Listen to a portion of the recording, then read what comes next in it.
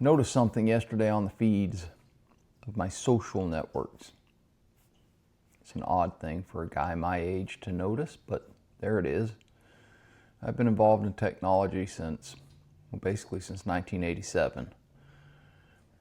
But social networking was something kind of took us all by surprise to the level that it went to. Anyway, some people are complaining that Harvard's having their funds withdrawn by the government. I support this. I support all money being withdrawn from all colleges. You want to do scientific research? Find some people that are willing to fund it. Don't take my money by threat of force. That's what taxation is. That's where the money that the government sends to the colleges comes from. That brought up another topic to my mind, which is church tax exemption. Let me say this. I don't think churches should be tax exempt. Now I'll take a sip of coffee and let you all mull that over for a moment.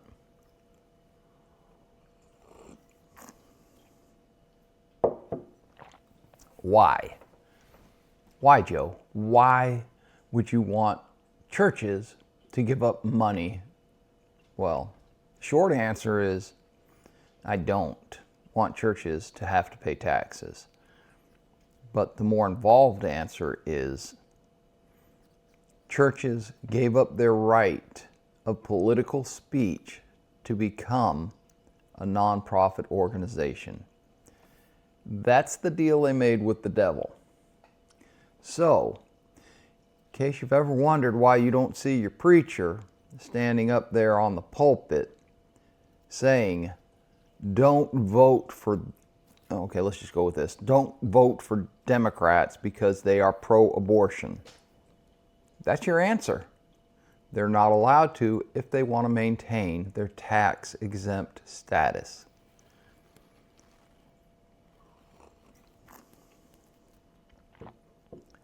Your church, more than likely, made a deal with the devil being the government, the state with a capital S. They took a knee before the state and said, if we don't have to pay you, we won't talk about you. Now, during the first Trump administration, he put forth a executive order instructing the executive branch, the policing branch of our government, to not pursue churches that talk politics. However, that's an executive order that can be rescinded by any president. I'm not sure what the standing is right now. I'm not sure if Biden's administration, I won't say Biden, again, because I don't think he was cognitive enough to do so. I'm not sure if he rescinded that executive order or not. But the law is still in effect. The deal is still intact. Your religious leader, if they are part of a tax-exempt organization, are part of that deal where they won't talk politics. So the most base level of your community is not allowed to talk about politics, is not allowed to endorse a candidate, is not allowed to endorse a topic, one side or the other. All they can do is guide you through what is their writings, scripture, Talmud, or Old Testament, New Testament, Book of Mormon, etc., etc., etc. So that's why I think that they being tax exempt is ridiculous and a deal with the devil. I don't think churches should have to pay taxes. I don't think there should be a thing called property tax. Property tax is saying, I'm going to rent this from my government. This little piece of land that I have, I'm just renting from the government. And if you don't think it's rent, don't pay that landlord called the government. Watch them come and take your property. Or, excuse me, watch them come and evict you from their property.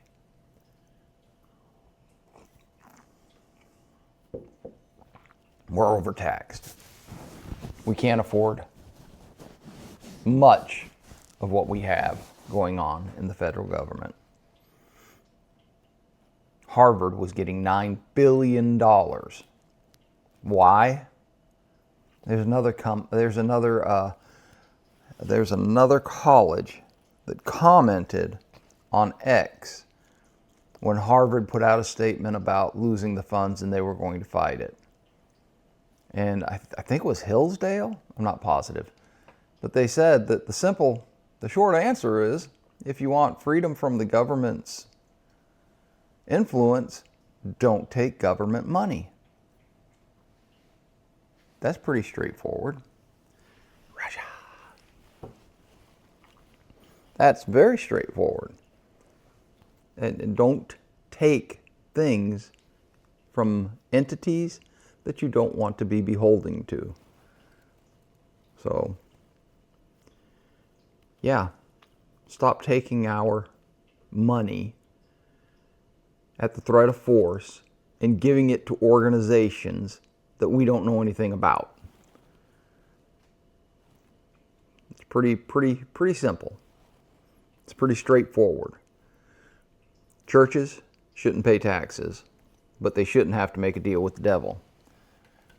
But I'm pretty sure the politicians don't want these churches talking about them, calling them out on their, shall we call it, indiscrepancies.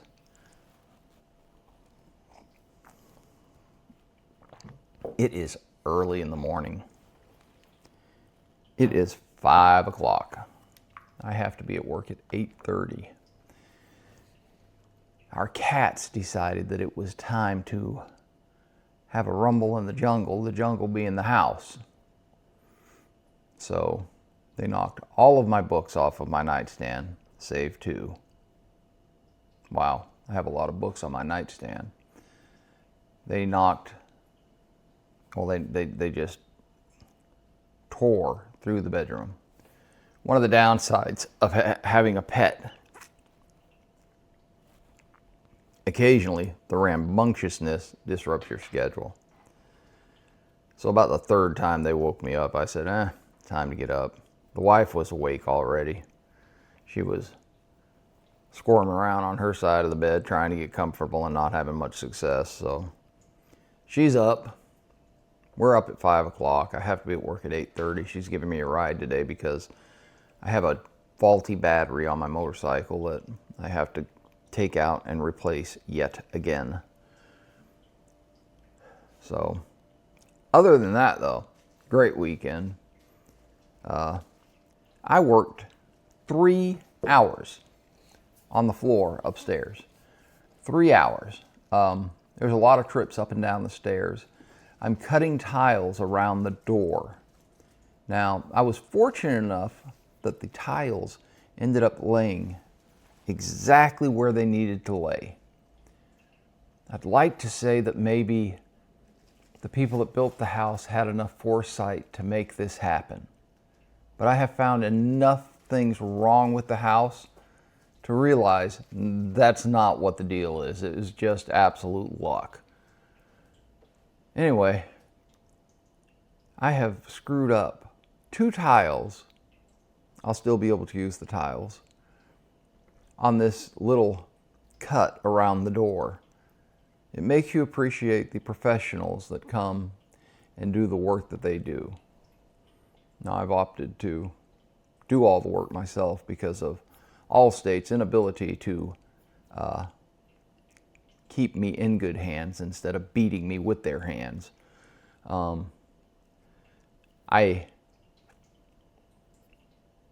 get to Allstate eventually. I haven't calmed down enough about these idiots to talk about them.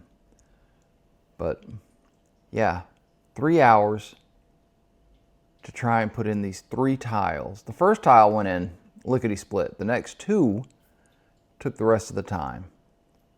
So if you're doing the math in your head, yeah, that was three tiles in 3 hours. That was pretty sad. pretty inept.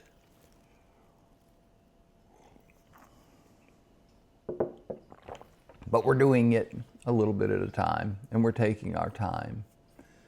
As we can afford to do things, we're doing them, and as our bodies allow us to do things. So spending all that time on my hands and knees and going up and down the stairs, I don't know how many times.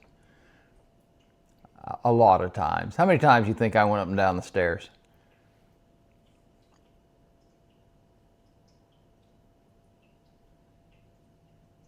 This is called a pregnant pause. She's not going to answer because she doesn't want to be on this podcast. My guess is about 30 times. Just up and down, up and down, up and down. And I would cut and cut and cut. In the final cut, I finally got it in there, and I finally got the tile set in there. And there's a little 1/4 inch gap that will be visible. So I've got to pull that tile out. So technically, 3 hours to put in 2 tiles because the last one's coming out. That's just sad. But I have faith that this next one that I put in will be put in correctly now that I have a tile to base it off of. There's a lot involved in flooring that I wasn't familiar with, even though I helped my brother with his flooring. Most of his flooring was amazingly wide open and straight lines. That was fairly incredible how quickly his went. His job was much bigger, but it was much less involved, much less intricate cuts. Anyway. Oh, you know what it was? He didn't have his door jambs up yet. That's what it was.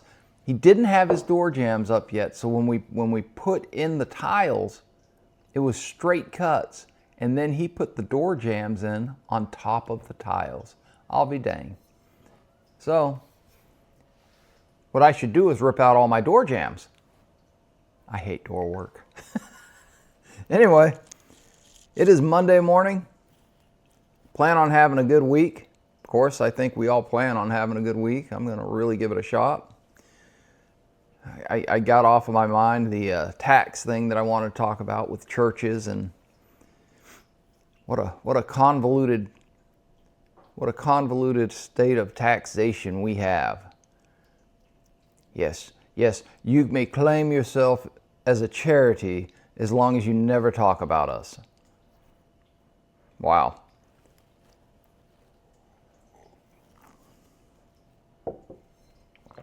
Drinking Sumatra this morning. It's good coffee. I have another bag of Rwanda in there. Really looking forward to that. Much better coffee than Sumatra. I mean, Sumatra versus Rwanda is like cake versus pie. Yeah, they're still very good, but I want that pie. Anyway, I hope you guys have a wonderful Monday. I hope that you find it in your hearts and minds to examine our tax system and come to a logical conclusion. And I hope you find peace, love, and dream. Until next time.